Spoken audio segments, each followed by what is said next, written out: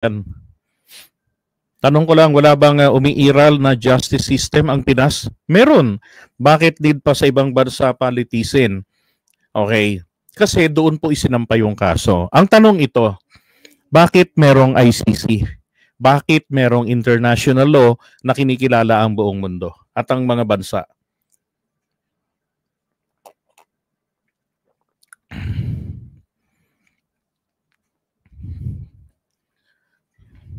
Diba? Kasi ho, bagamat meron tayong justice system na umiiral dito sa ating bansa, ang purpose nitong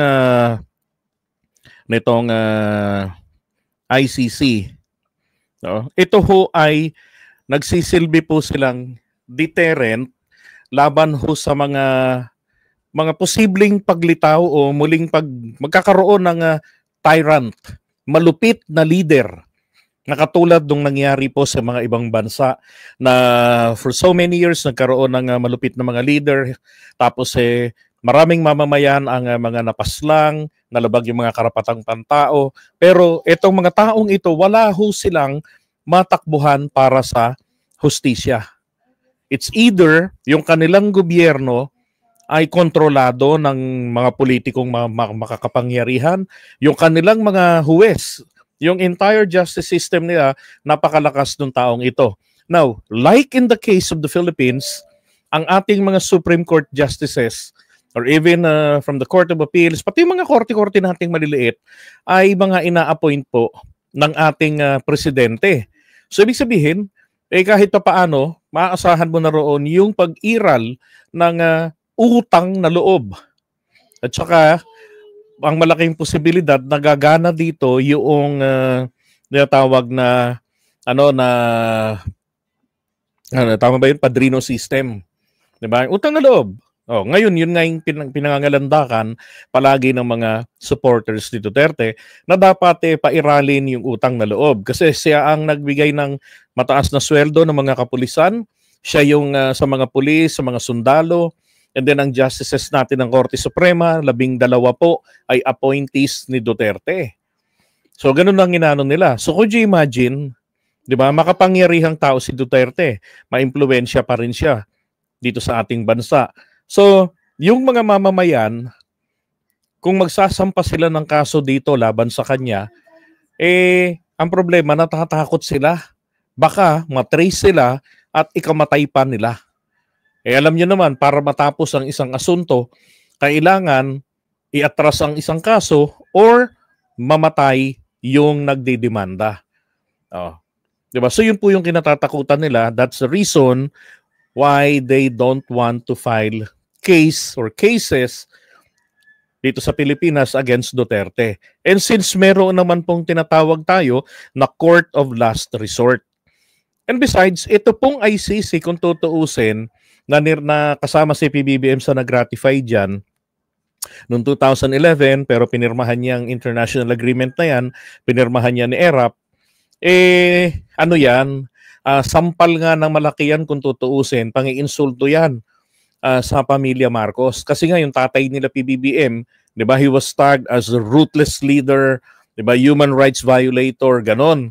Pero nagtaka ang maraming tao na bakit ni-ratify yan kasama sa mga pumirma ng ratification si PBBM. So somehow na tawag dito, good shot diyan si PBBM, 'di ba? Kumbaga rin naipakita rin niya na hindi kami human rights violator. And in fact, isa ako sa mga nagsusulong ng court of last resort sakaling magkaroon ng isang leader na malupit.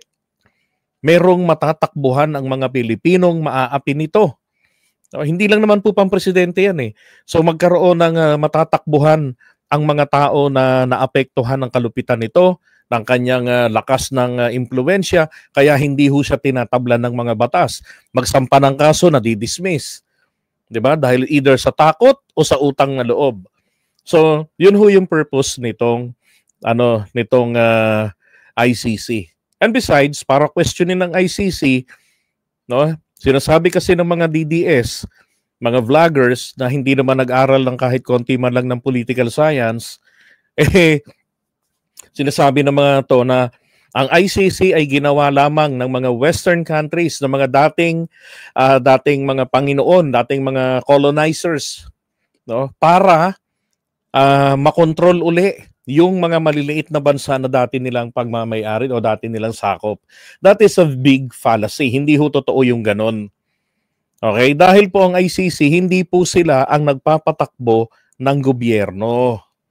Hindi nila ito sinuutusan, inuudyukan na, dapat ang national budget natin ganito, o dapat gumawa kayo ng batas na ganito, o dapat wala kayong taripa. Wala hong ganon. Hindi ho nagaganon ang International Criminal Court. Okay? At ang kanilang nililitis lang naman pong kaso ay hindi po marami, iilan lang. Katulad lang ito ng genocide, war crimes, crimes against humanity. Kung doon nagkakamali, 3 lang ang hinahawakang kaso ng ICC.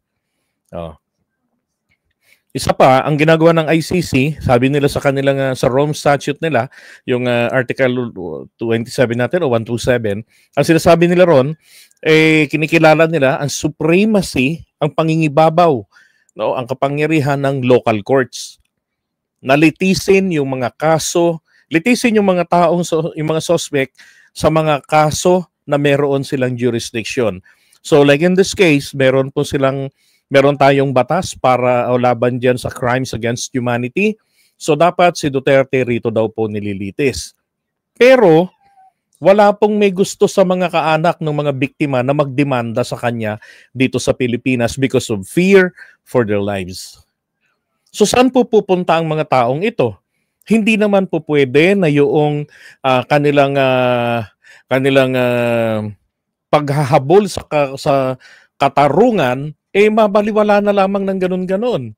Kaya merong court of last resort, which is ang ICC. Kung nung panahon po ni Duterte, sineryoso sana nila ang pagpapa-investigate. Imagine ang sinasabi noon, there were 6,000 EJK cases. So dapat po, prinisenta nila sa ICC ang 6,000 folders, individual folders. Each so-called victims merong appropriate investigation and recommendation actually. Dapat ganon. Kaso ang isinumiti lang nila 200, more than 200 cases. Tapos merong ilang mga pulis katulad yung nakapatay kay Kian de los Santos, yung batang runner ng Caloocan City, diyan sa Barangay Libis. Ang sabi ng mga taga-ICC, huwag niyo kaming pinagloloko. Hindi kayo seryoso. Itong sinubmit niyo sa amin, pati itong nahatulan na to, small fry lang ito. Kasi walang kaseryosohan. There were 6,000 or more than 6,000 cases of EJK. Why is it only 200 investigations done? Ngayon lang kayo nag-investigate. Dapat po kasi, pagka may nangyaring insidente, may investigation. Wala po na investigation noon. Kaya, hindi po nag-grant yung hinihingi nila, ina-avail ng Duterte administration na principle of complementarity. Yan. At maging sa panahon ni PBBM, sinubukan pa rin po nila yan. Anong sinabi ng ICC noon? Ganun pa rin. Kaya sabi ni PBBM, hindi na kami makikipag-usap sa inyo. We will not cooperate with you in any form or in any ways. Sabi ni PBBM. At yun nga, ako man nagagalit sa kanya. Binabanatan ko Pangulo palagi dyan. Hanggang ngayon, talagang consistent siya sa kanyang paninindigan na hindi talaga siya nakipag-cooperate sa ICC. Okay, so kung ano yung nangyari ngayon, deserve ito ni Duterte. Alisin na po natin ang Supreme Court natin dahil pwede pala silang pumabor sa malakas sa kanila Sir JDB. Hindi natin pwedeng alisin ang Korte Suprema apparently kasi sila'y bahagi ng ating Constitution. Provided ng Constitution ng Korte Suprema. Katulad ng Senado, provided rin po yan ng Constitution. Ang problema lang natin dito, kung tayo'y magkakaroon ng mga corrupt na mga justices diyan, problema na po yan ng ating gumawa ng ating constitution. Kasi dapat po yung mga tawag dito, yung mga justices, totally those people are non-political. Dapat sila po ay ibinoboto na lamang ng taong bayan. 'Di ba? Isiniselect ng taong bayan para tayo po ay matuto na pipili ng isang Supreme Court justice or justices base sa track records nila. Ito bang taong ito politiko dati? Ito bang taong ito ay bobotante dati? Ito bang taong ito talagang matuwid na hukom? Titignan natin yung track record. 'Di ba? Dapat ganun eh. Kaso nagkakaroon ng kulay politika dahil kapag may bakanting posisyon sa Korte Suprema, ang presidente ng Pilipinas ay pipili doon sa mga listahan na prepare ng Integrated Bar of the Philippines. Yung shortlist, doon siya pipili. Kahit na ganun pa man na shortlist yung pinagpilian niya, nandun pa rin yung pagtanaw ng utang na loob. That's a possibility. 'Di ba? Kaya nga itong mga kampo ni Duterte, lagi nilang takbo Korte Suprema kasi inaasahan nilang papaboran sila.